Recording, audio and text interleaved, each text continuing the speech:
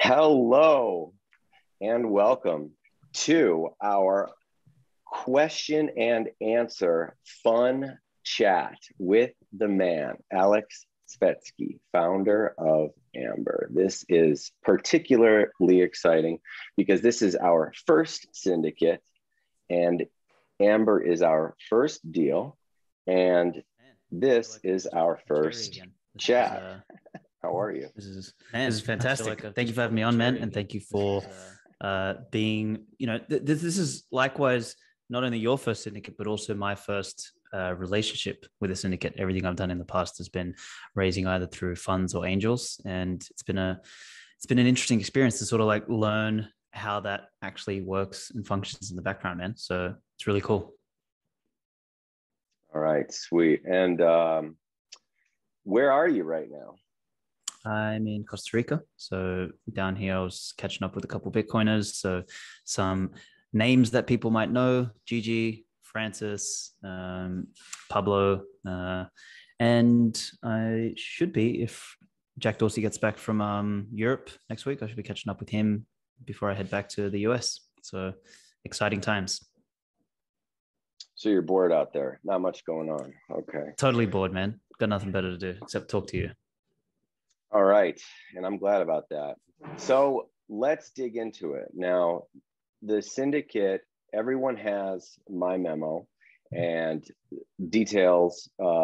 Everyone has the deck. But just kind of off the cuff, like, can you talk about Amber? Like, what is it? Why did you start the company? What problem are you solving? What's the mission? Just in your own words.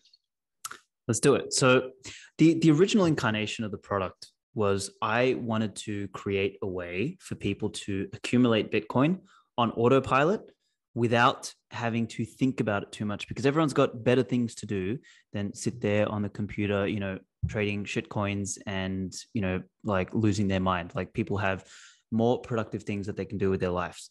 And I come at that from a place of experience, which is since 2007, I was screwing around on the stock market. I made a bunch of money, lost everything, buried myself in debt, built it back up again, made a bunch of money out of gold and silver, and then, lost it shorting the markets and all this sort of crap. And I think I wasted 10 years trying to outsmart the markets when all I should have done was put $10 a week away on Amazon, for example, and I would have been a millionaire.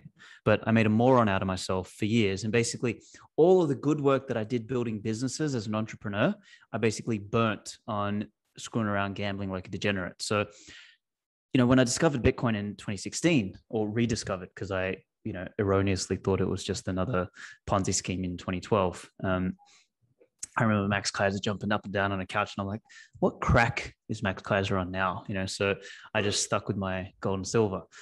So, in 2016, I'd started going down the rabbit hole. In 2017, I was like all into it, and I was running around telling everyone, you need to buy Bitcoin, you need to buy Bitcoin. And people would look at me like, what's this crackhead on? And the questions I would generally get was, I don't know how, I don't know where, I don't know how much, and then inevitably they end up trading shit coins and they get burnt and, on the wrong side of a pump and dump or whatever the case was. It was always a mess. So I thought there's got to be a better way to do this. And the inspiration was originally, a product like Acorns. We wanted to do rounding up your spare change into Bitcoin so you can sort of accumulate while you spend. And that proved to be a bit of a clusterfuck because in Australia, there's no open banking and, you have to like really track everyone's transactions, and people were already a little bit weird about Bitcoin, and then, giving access to the bank account was strange. So we kind of like threw all that out and we just said, all right, let's just go with the standard direct debit, dollar cost average accumulation app. And let's do that. And when we sort of started that space, like we were the first Bitcoin only dollar cost averaging app in the world. And, we went forth with that mission and, we basically led an entire industry. After us came Swan, River, Get Bitter in, Europe. There was like, Relay now. There's all sorts of players now doing Bitcoin dollar cost averaging.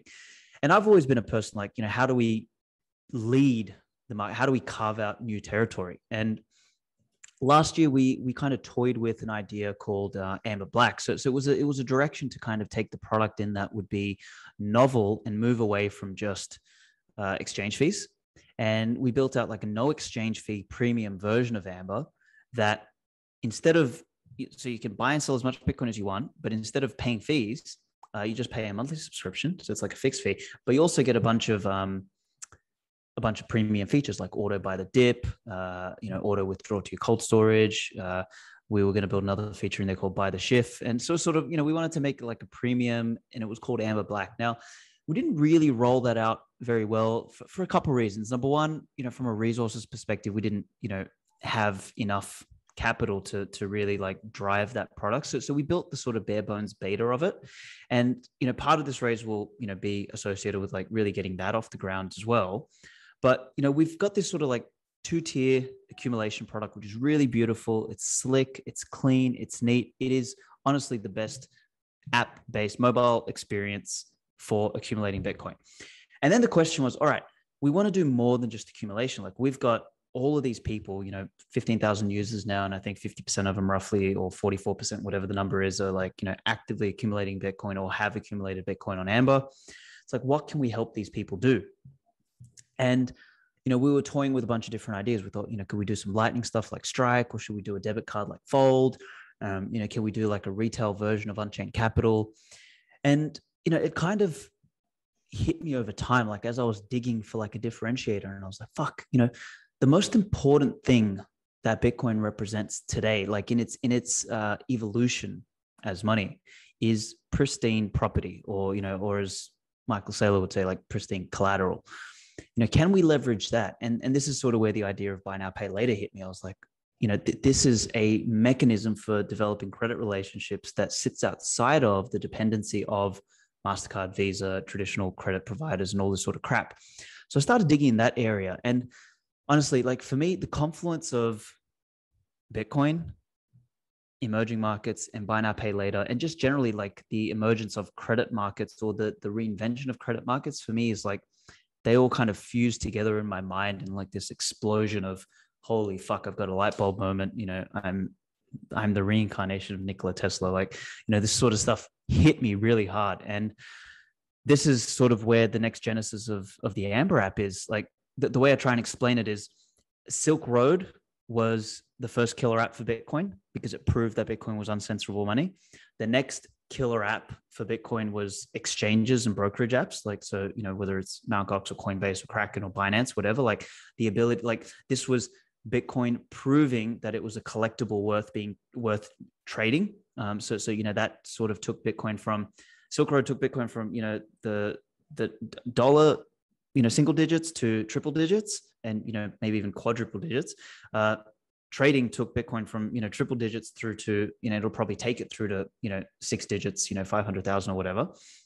But the next killer app for Bitcoin is Bitcoin as pristine collateral. And that piece right there, and the ability to build a consumer product that outcompetes the legacy providers, whether it's Afterpays or whether it's Affirms or whether it's like, traditional credit providers, whoever they are, like with Bitcoin at the core of the engine, like, and you guys will see this in the deck. It's like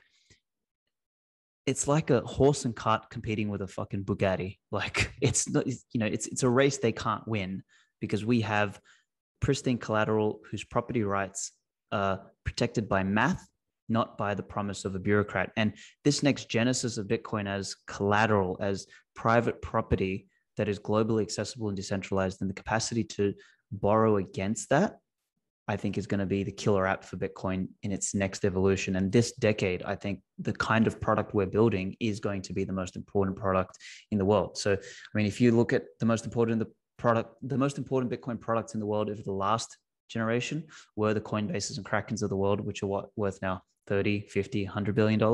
So, we want to do that in the credit market space. And there's a whole world out there that needs taken over. And, we're the kind of business that I think can move in that direction, because we've stayed simple, Bitcoin only, we're focused, it's clean, we've got to jump on it. We understand multi-sig, we've got all this foundation for it, and now it's time to make it happen. So anyway, I don't know if that answered the question. I went on a few tangents there, but that's the genesis of Amber and where we want to take this thing. Wow. I love that. That pristine capital, pristine capital. All right, so let's talk about 0 to 1. Okay, first off, that was fantastic. And I'm 100% on board with you. 0 to 1, you started in Australia. Okay, it was Australia only. Where are you now in terms of expanding? You know, a lot of questions here are about the US. When does that go live? What's expected for the volume? But, you know, coming out of Australia, which I went through the app, actually all 4 syndicate leads went through the app. We all onboarded. It was completely smooth. It was a great experience and nobody had any negative feedback, period. It was great. It was great. But when is that expected to go live, and what states, and where are you at with that?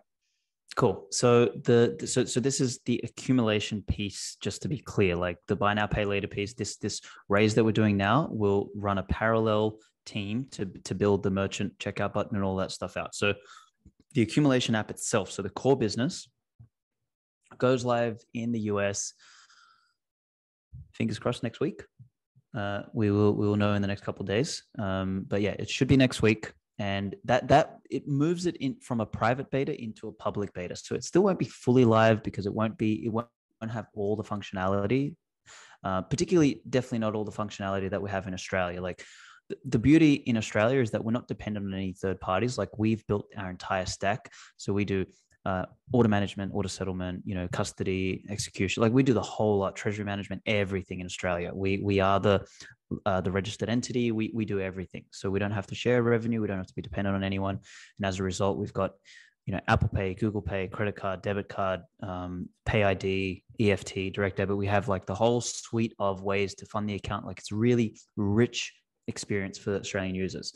The US one, when it launches next week, it'll be ACH only. So there won't be any card facility to begin with.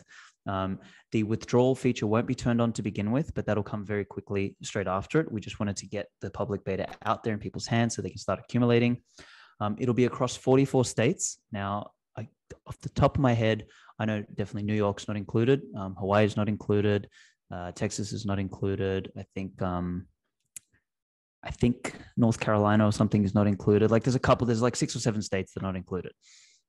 And that's a function of our launch in the US is predicated on our relationship with Wire, WYRE.com in San Francisco. So the boys over there.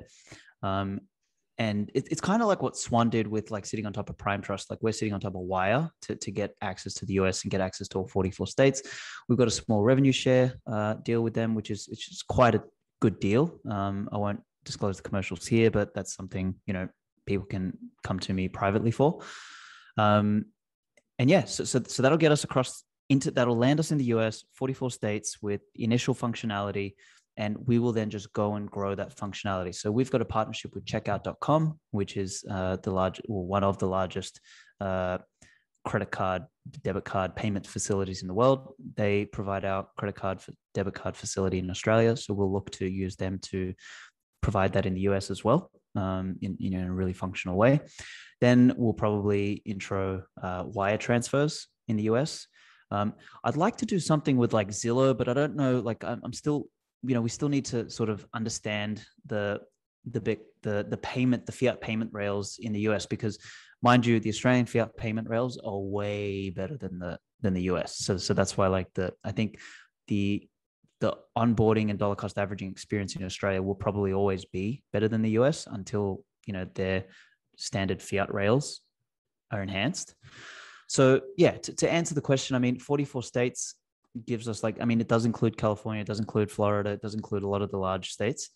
So that gives us, I mean, a 10 or 12x market to the US, to Australia. You know, I know that there's a lot more competition as well in the US with the Swans and all that sort of stuff, but I do believe our app experience is just way better. Like I think River has a really nice experience, but not a good app experience. They've got a very good online desktop or web app experience. So I think we kind of hit the ball out of the park with our app. And I think we can, you know, really, you know, capture a bit of market share. if anything, like I would like to see us catch up to our Australian user base. I mean, if possible, like it would be a dream as a stretch goal to hit that by the end of the year. But if anything, sort of early next year, if we can catch up to our Australian user base, that'd be a really nice, I guess, doubling of our volume, doubling of our user base and everything, which would be a fantastic way to start. And while we're running that, like, you know, the core team maintains that. We're going to add other cool features. We want to do an integration with Casa and with Trezor, so that way people have a one-click withdrawal to their wallet. So we're still going to keep enriching that product. You know, we'll enrich by Amber Black, and we'll really put some momentum into that. And while that's happening, simultaneously, you know, we'll build out the buy now, pay later piece, and we'll go and take over the world with that. So Amber Black. Now, for that monthly fee, is that no fees on the accumulation or zero? Yeah, buy and sell as much as you want. Go hard. Zero. Yeah. Okay. So the spin on it is basically, you know, $14 a month is $168 a year. So, you know, your accumulation of Bitcoin costs $168. Then you go in and set up a bunch of automations, like, you know, buy me the dip every time it drops 2%, you know, buy me the dip every time it drops 5%. So you set up those automations, you know, then you set up your dollar cost averaging automation, buy me $10 every day or $50 every week or $500 a month, whatever parameters you want to set. Then you set the other automation, auto withdraw to my cold storage every month. And then you set up some of the meme automations, like buy the Schiff. So every time Peter Schiff tweets about Bitcoin, buy me $50. So you kind of set up all these things, and then you go away. So for $168 a year, this thing will buy you not only on DCA, but it'll buy you every dip. It'll buy you every meme. It'll withdraw it to your cold storage. You don't even have to think about it. That's your cost, $168 a year, no fees. It's all done. And I think that's a real model we want to lean into, particularly in the US, because that'll be a strong differentiator. There's nothing like that. And I think that alone as an accumulation app is a killer app for that segment. And, you know, I'm really looking forward to seeing, you know, that go live across US, Australia, and everything. Personally, I love what you said there about the gamification and making it fun with that. I mean, you look at the success of things like Fold and Lolly that add those sort of concepts. I mean, you just get people to open that app and participate. You make it fun. They're buying Bitcoin. I mean, it couldn't be a better cause. Okay, so that's good to know and good to establish. For a lot of people are asking about Amber Black and future plans and what's going on with that. And the main thing to know is no fees, right? And the accumulation fees are in the deck, whatever it is, the 2%. Very cool. So we have two parts here, right? Because the entire deck that everyone has here is all buy now, pay later, right? And if, you know, everyone is really asking also about Swan, and it for good reason, right? I mean, you mentioned them from when you started and afterwards, and a lot of your competitive landscape. I mean, you just discussed right there. So this accumulation product in the US, while you are building the buy now, pay later, do you foresee a big marketing push or rollout on the accumulation product here in the US? And how do you then get users? Is that a part of this?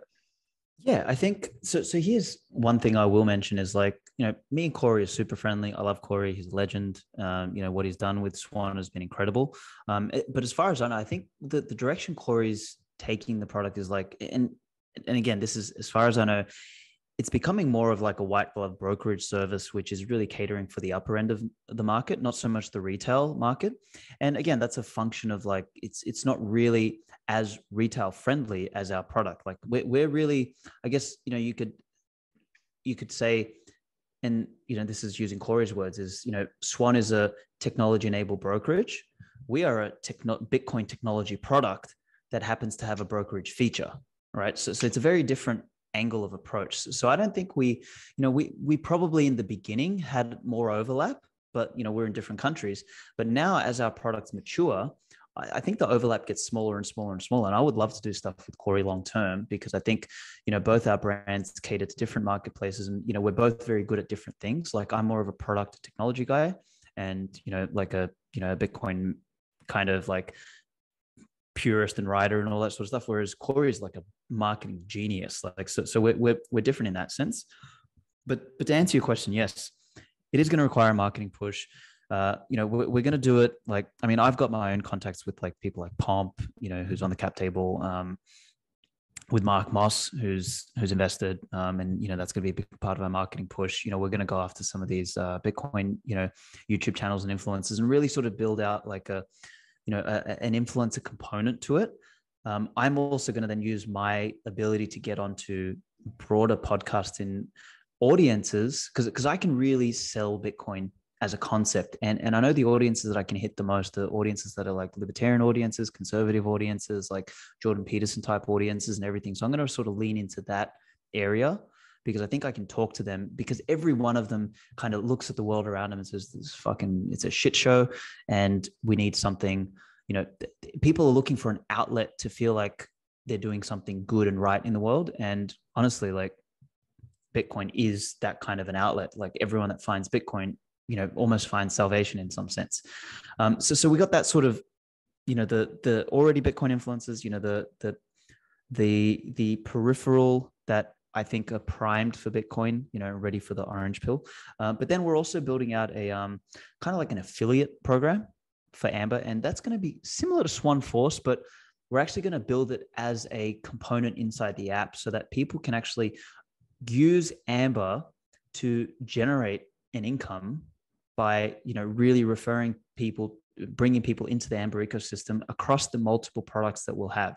So whether it's Amber Basic, Amber Black, the Amber Buy Now Pay Later, whether it's going to be, when we roll out a debit card or whatever. So we'll have multiple features that people can really build a side hustle business by becoming an affiliate of Amber. And I would much rather share our revenue with, advocates of Amber as opposed to sharing it with the assholes at Google and Facebook. So like, that's sort of my goal there. And I think there's a really strong piece there for engaging the community. And I guess, Swan proved it through Swan Force, but I think we can do it differently because, like I said, we have multiple product lines and we can integrate it into the feel of the app. So it's going to be like earn sats, like you're an affiliate, you're a partner in Amber, and you can build this thing.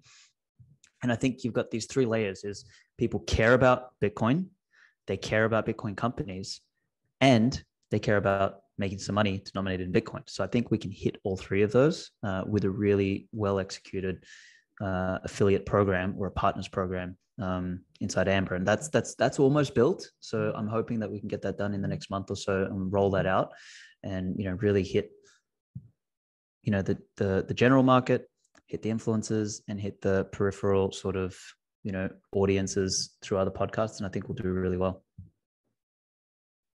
I couldn't be happier about the lucrative affiliate program. Me personally, that's better than most marketing money that you can spend. I mean, doing just that, whether it's, you keep it going. It's not $5 and you're done. You make it so that guy wants to walk around all day and just do it. So I'm thrilled on that.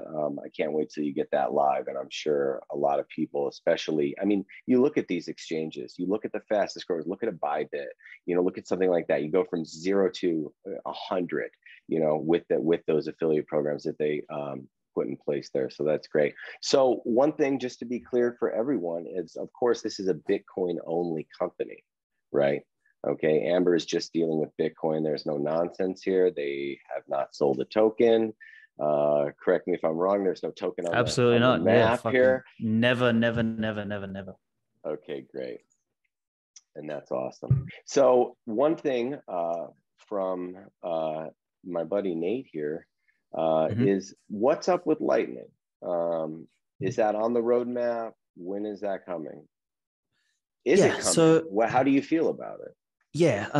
One of the hires we're going to make off the back of this raise is going to be like a dedicated Bitcoin engineer. So we want to do some stuff in that space. And like part of what we want to do with Lightning is want to enhance the utility of the app. We don't want to just blindly build Lightning stuff in the app just for the sake of saying that we're doing Lightning. You know what I mean? Like, I think a lot of people do that and then they find like, oh yeah, we built Lightning in the app, and fucking what commercial value does it add? And I know, like, I would echo Corey sentiments, because I know Swan gets a lot of push to like do lightning stuff, blah blah blah, and I don't think Corey's primary market, with Swan, really gives a fuck about that. What they're trying to do is like move from dollars into Bitcoin, and I mean, Lightning's not critical to doing that. But in saying that, because again, we're a retail consumer app, and I think we can do some interesting integrations and stuff like that. For us, like I've got a little list here of stuff we want to do with Lightning. It's like we want to, make the ability for withdrawals to be free. So, we could enable Lightning withdrawals. That'll take a little bit of engineering time, but it's something we can do.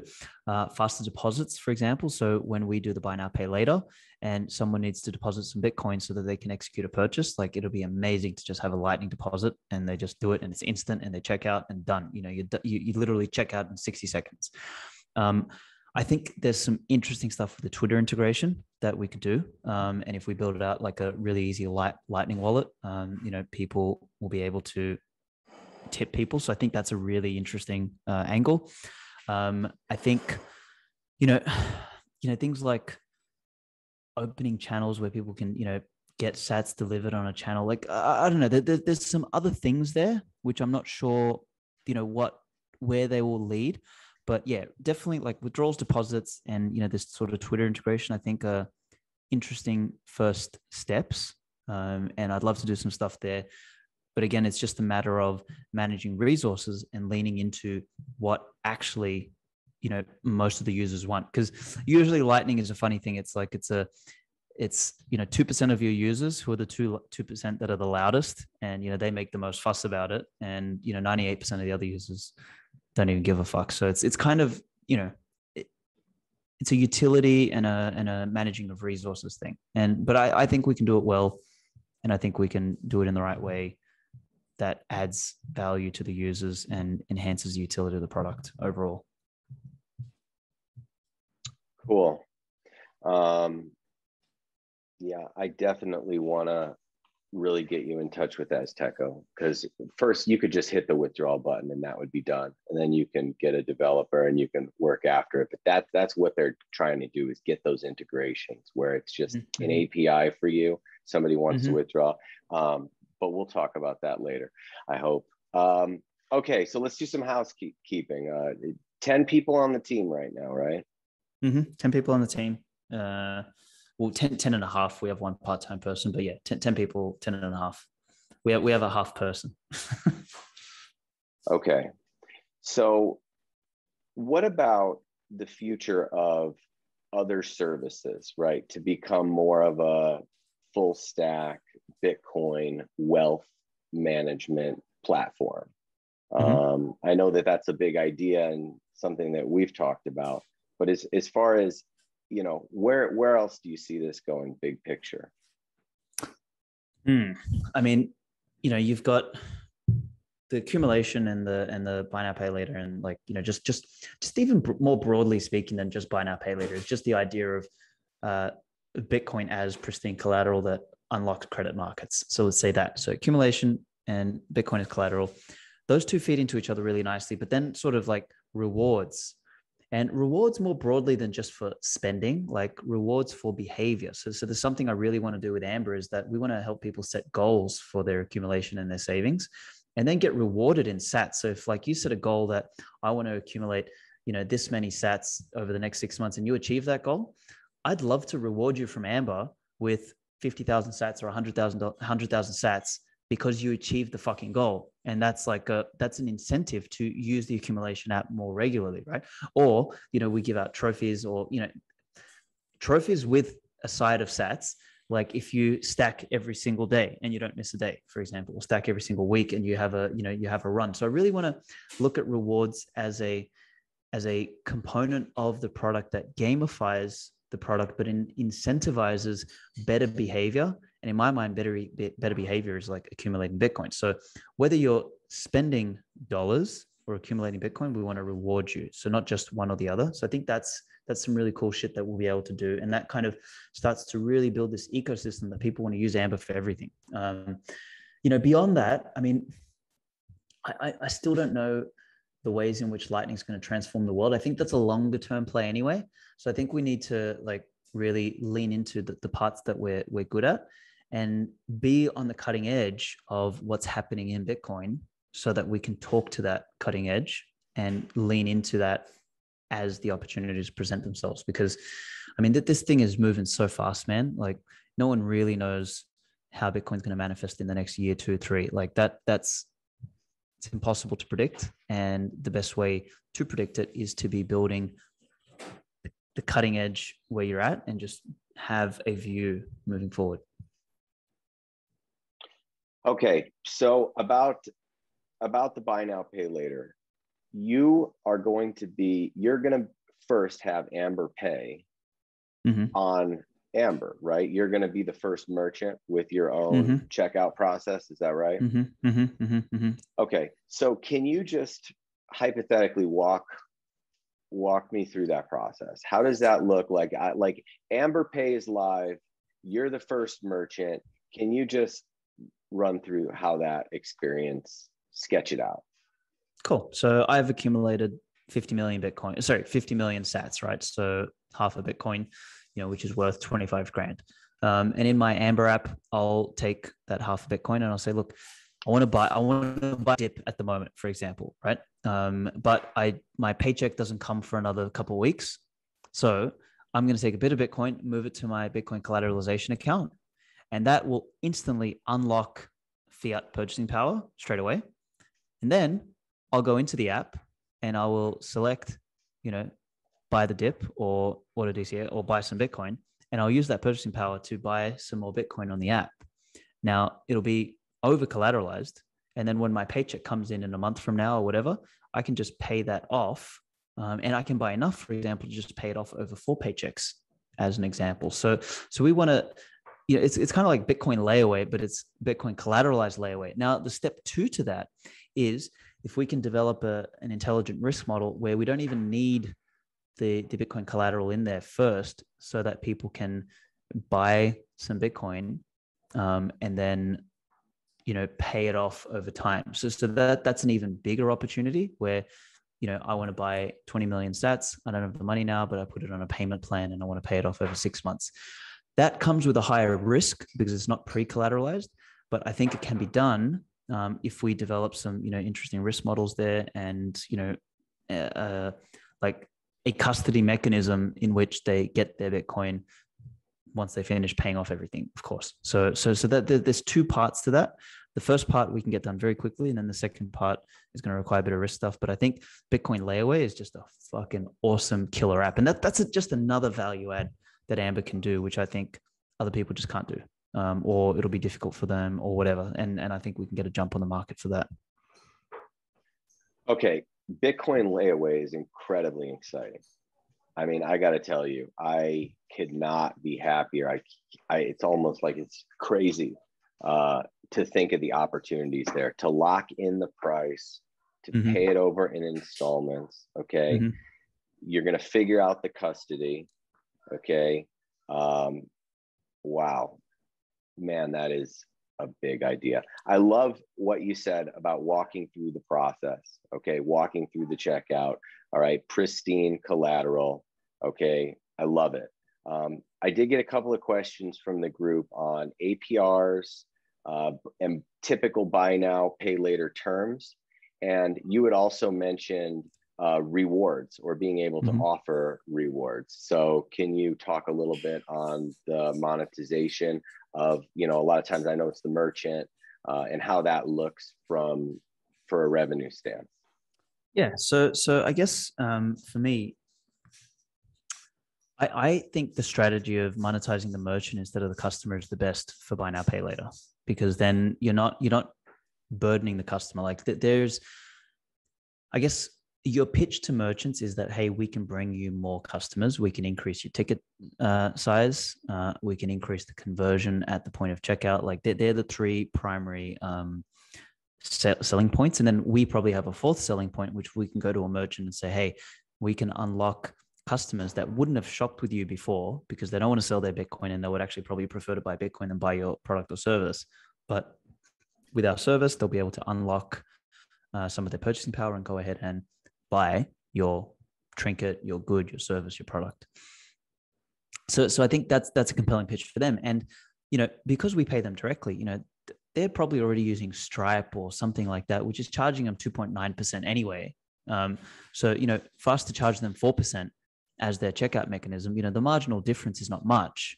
But it's a far more compelling sales channel than, a credit card or debit card or Stripe, which they've also got the risk of bloody chargeback with. So the, the 4% to the merchant, I think is very, very, very compelling. And I think there's industries that we can probably sell at a higher rate, so 6%. So there's that piece. Then to the customer, we're going to offer Pay in 4 as a standard, but then we'll also offer Pay in 8 and Pay in 12. And I think this is where we can monetize the customers. Like a Pay in 8 and a Pay in 12 might just come at a fee. So if you want to extend the repayments, then just pay a fee. And happy days. Maybe you have to be an Amber Black member. Or an Amber Black member. Absolutely. Exactly. So, you upgrade your membership and you get, let's say, for example, Amber Black gets a free upgrade to Pay in 8. So they don't pay any fees. So we can really start to, that sort of moves us into the Amazon Prime of, the Bitcoin space, which, I love that as an idea, is we just get everyone on a freaking membership and, off you go. So I think there's lots of opportunity there. And then, then the game is all about flipping that capital multiple times with as many merchants and as many customers as possible, whilst we lower the cost of capital on the other side through whatever partner we're borrowing the dollars from. And that's really the game at that point. So just barreling through some of these questions here, what about interest? What about interest in lending if people are, because people are having, let's say, half a Bitcoin, you said, in the app, and its purchasing power, is that on the roadmap at all? I know it's a whole different deal, but I actually have a few other questions about credit lines and current debt and this whole thing as well. And I think it ties in. Yeah, I think to answer all those questions basically in a bundle is definitely, I think there's that fits in with Bitcoin as pristine collateral, and there's a whole credit market to disrupt there, right? The only problem with that is it comes with its own host of challenges because of legacy financial credit restrictions and stuff like that. So we just need to do that intelligently and manage our resources when we're doing that. So I would love to have a card where, someone just borrows dollars against their Bitcoin, loads a card, and they go and spend the freaking card anywhere. And Robert's your father's brother, as we say in Australia, Bob's your uncle, you're done, you're set. And then you just pay an interest rate on it, or maybe we can kind of combine the buy now, pay later model with that, where you just have to pay it off in 4 installments. I don't know. I think there's interesting ways we can approach this. But yeah, it's a more capital intensive process. So it's a capital and time intensive process to do that. And we just have to, do it intelligently. That's probably the best way I'll say it.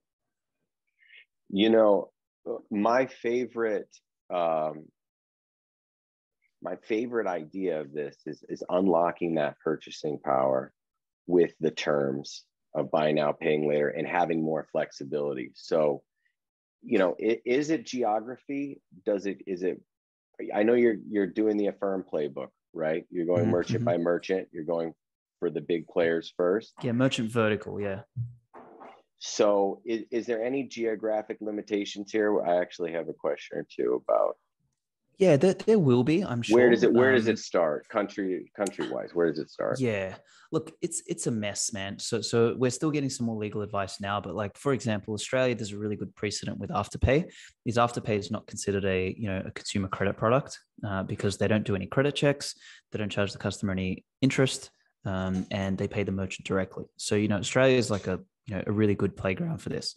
The US is a little bit more complex, and people have approached the US market in many different ways. Some of them have gone Affirm and got the credit licenses.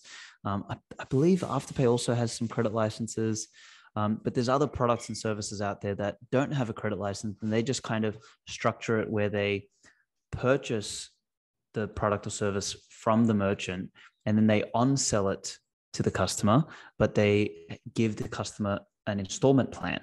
So it's not credit, it's some sort of version. So there's all this sort of ways. And then, there's an entire blue ocean out there with all the emerging markets that don't even have any form of buy now, pay later or credit markets or anything. So that's where the real opportunity is. So for us, I think what we need to do is, there's a whole world out there, and we need to go and hit the markets that are the best for us to approach, that, take the least regulatory burden, or if there is regulatory burden, that are clear and precise. So we just like, yep, this guy's done this, so we'll do the same thing, boom, bang, and we're in. And that's kind of, I think a lot of companies take like so long to do shit because they try and do it the hardest way. Like, I think for us is, we're a Bitcoin company. We want to be global. We want to, lean into the fact that Bitcoin is a globally accessible private property. So how do we do that? Well, hey, there's a whole world out there. Let's be very strategic about the pieces that we carve out. And yeah, that's the way we do this. Great. All right, so let's talk about where you're sourcing your Bitcoin, and how do you determine the market price? Like, where are you pulling that from? I mean, where are you sourcing your Bitcoin from? Yeah, from one place, or is it? Yeah, our major partner is B2C2. So, I mean, we've been sort of hit by a bunch of people that want to be partners and, be a liquidity partner. But B2C2 is, for us so far, been the best pricing, best technology stack. We get a good credit line out of them. So yeah, that's B2C2 is like main.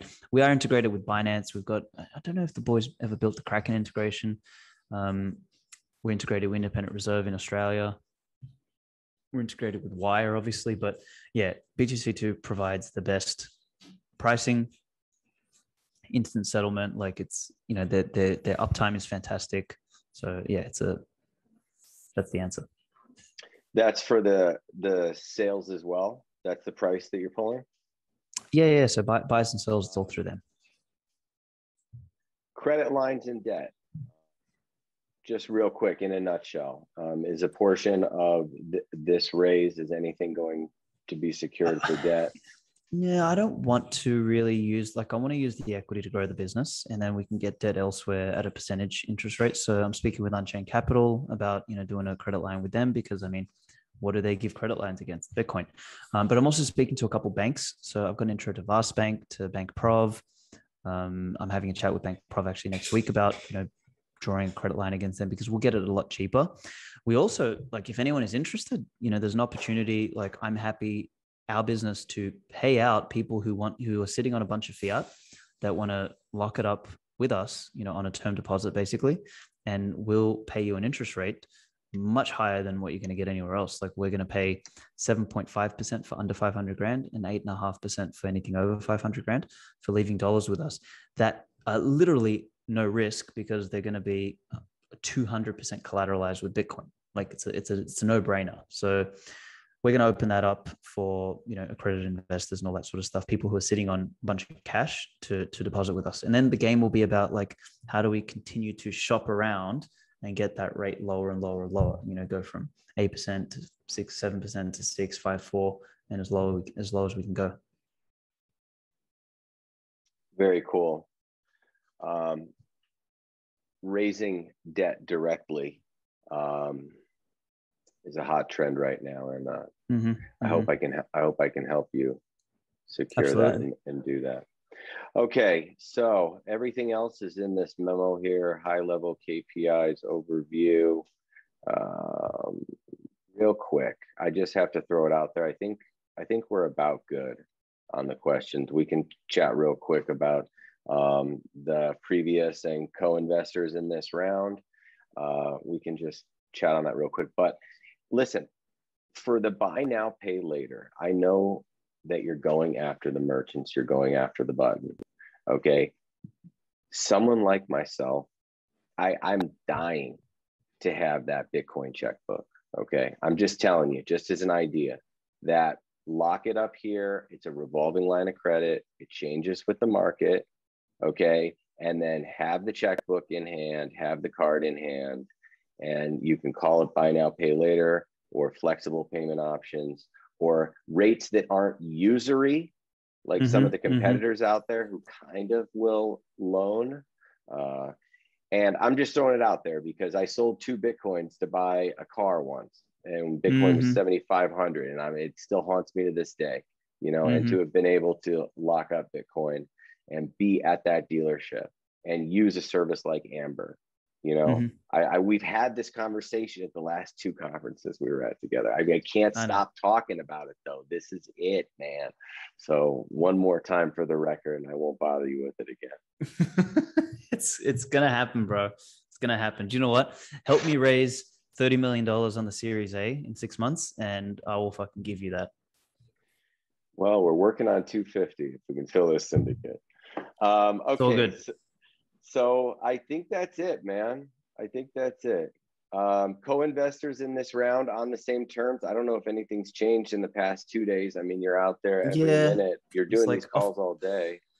off the top of my head, Fundamental Labs, they signed a big check for 500K. There's Mark Moss. There's a couple of our existing investors like Brad Mills and Nathan Montone's already on a cap table as well, so he's chucking another 100. There's uh yeah, that's all I can think of off the top of my head. There's Oleg obviously the and Bank to the Folger, Future right? piece. Yeah, I'm waiting on Oleg and Fulgo to tell me an amount. So, But is they going to previously, follow on? Oh, they've already yes. invested. Yes, they already invested back in 2019. So they got themselves a sweet deal. Pomp and Morgan Creek are in, as I said, they invested in 2020. So they got a slightly better val. They're, I think, on an 8.5 cap. So yeah, man, we've got a good cap table. We've got good people. We've got a great team. We've got you guys coming on board now. We've got a good sort of bunch of investors coming on in this round. And yeah, man, like, you were like super fast. You jumped on this motherfucker really quickly, and you carved out a piece for Lightning Ventures at the better valuation, which got chopped up. Sorry, which got eaten up super quickly. And we're already at the higher valuation, about to close that out as well with Bank to the Future and a couple other people. So it's a good time to be a Bitcoin product. It's a good time to be building what we're building. Everyone that I speak to about this, they have the light bulb moment globally. So and that's man, that's my intent. I'm gonna go hard at that. I think I can really push this, and I think we've got the team to execute, man. All right, very cool. Well, thank you, Aleks Svetski, Thank you, Muzz. for answering these questions and chatting. And I know we didn't go through the deck and blah, blah, blah, but we do things a little different here at Hell yeah. Lightning Ventures. But thanks, man. I'll get this out tomorrow. Appreciate it. For sure, brother. All right, peace.